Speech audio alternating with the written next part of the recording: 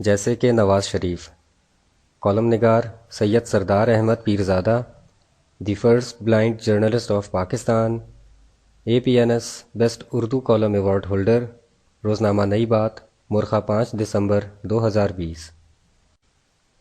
پاکستان کی سیاست میں مخالفین کو نیچا دکھانے کے لیے ان پر غیر منطقی تنقید سے آگے بڑھ کر ان کی ذاتی تذلیل کا استعمال پوری بے شرمی کے ساتھ جاری ہے۔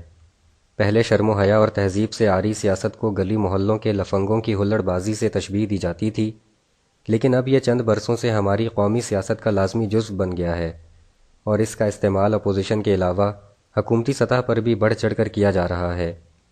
حالانکہ سمجھدار اور عزت دار حکومت اپوزیشن کے ذہنی لیول پر جانے کی بجائے اپنا ایک اعلیٰ ظرف برقرار رکھتی ہے، جیسے کہ امریکہ میں جو بائیڈن نے اپنی حالیہ کامیابی کے بعد اعلان کیا کہ میں صرف اپنے ووٹرز کا نہیں بلکہ سب امریکیوں کا صدر ہوں گا۔ پاکستان میں اپوزیشن کے لیے حکومت کا رویہ ایسی بردباری سے بالکل خالی ہے۔ اگر موجودہ PTI کی حکومت کے سب سے بڑے سیاسی مخالف نواز شریف کے بارے میں خود وزیر اعظم عمران خان، کابینہ ارکان اور دیگر پارٹی رہنماؤں کی تنقید کا جائزہ لیں تو وہ منطق اور تہذیب سے فارغ ہوتی ہے۔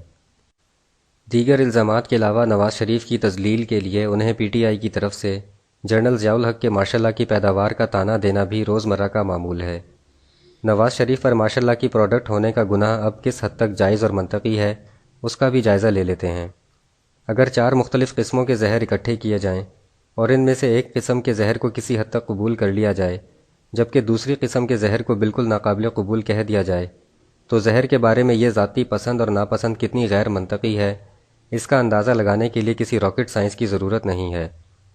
معمولی سا شعور رکھنے والا ہر فرد بتا سکتا ہے کہ زہر کسی بھی قسم کا ہو جاندار کے لیے موت کا باعث ہو سکتا ہے۔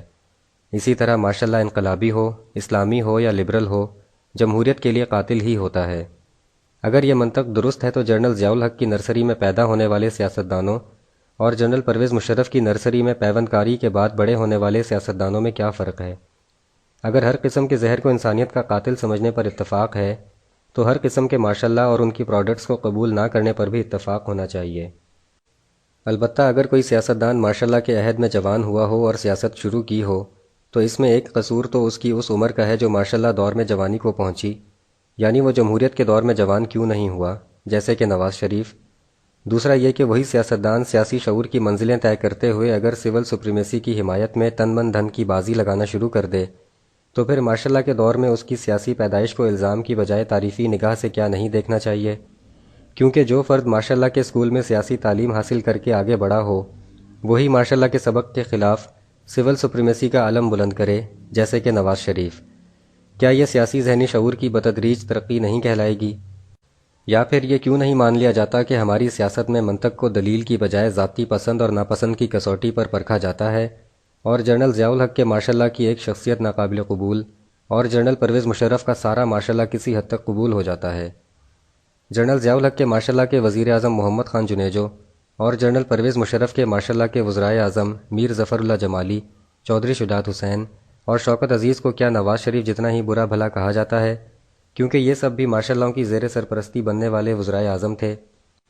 جنرل ایوب کے دور کے قائم مقام صدر فضل القادر چودھری اور جنرل یحییٰ کے دور کے وزیر اعظم و نائب صدر نور الامین بھی ماشاءاللہ دور میں اعلیٰ عہدوں پر فائز رہنے والی اعلیٰ شخصیات تھیں۔ جنرل یحییٰ کے ماشاءاللہ دور کے وزیر اعظم نور الامین کی قبر تو بانی پاکستان قائد اعظم محمد علی جناح کے مزار کے احاطے میں ہی ہے۔ اس کے علاوہ جنرل ایوب، جنرل یحییٰ، جنرل ضیاء اور جنرل مشرف کے زیر سرپرست وزراء اور مشیروں میں کئی شخصیات سیاست سے ہٹ کر انٹرنیشنل سطح پر اپنی دانشورانہ پہچان بھی رکھتی تھیں۔ ان ماشاءاللہ ادوار میں سامنے آنے والی اعلیٰ شخصیات میں سے کئی ایسی ہیں جنہوں نے ماشاءاللہ حکومت سے الگ ہونے کے بعد سول سپریمیسی کے لیے قدم بڑھائے، اور ہم ان کی ماشاءاللہ دور کی پیدائش کو معاف کر کے سول سپریمیسی کے حق میں بڑھتے ان کے قدموں کے ساتھ اپنا قدم ملاتے ہیں۔ کیا چاروں ماشاءاللہوں کے دوران حکومت کا حصہ بننے والی ایسی تمام شخصیات کو تنقید کا نشانہ نہیں بنانا چاہیے یا ذلت کا حقدار نہیں ٹھہرانا چاہیے جیسے کہ نواز شریف؟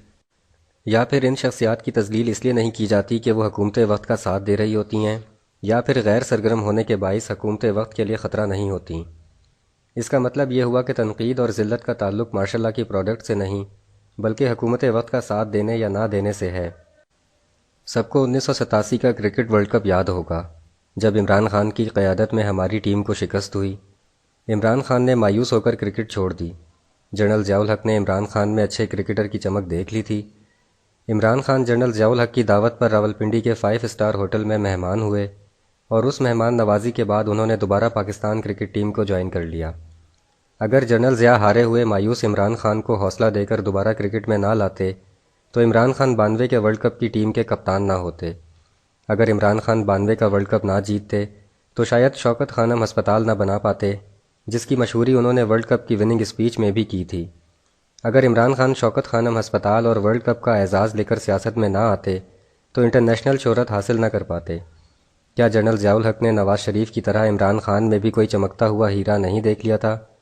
کیا عمران خان کو بھی جنرل ضیاء الحق کے معاشرہ کی پروڈکٹ نہیں کہا جا سکتا جیسے کہ نواز شریف؟ شکریہ، دی اینڈ۔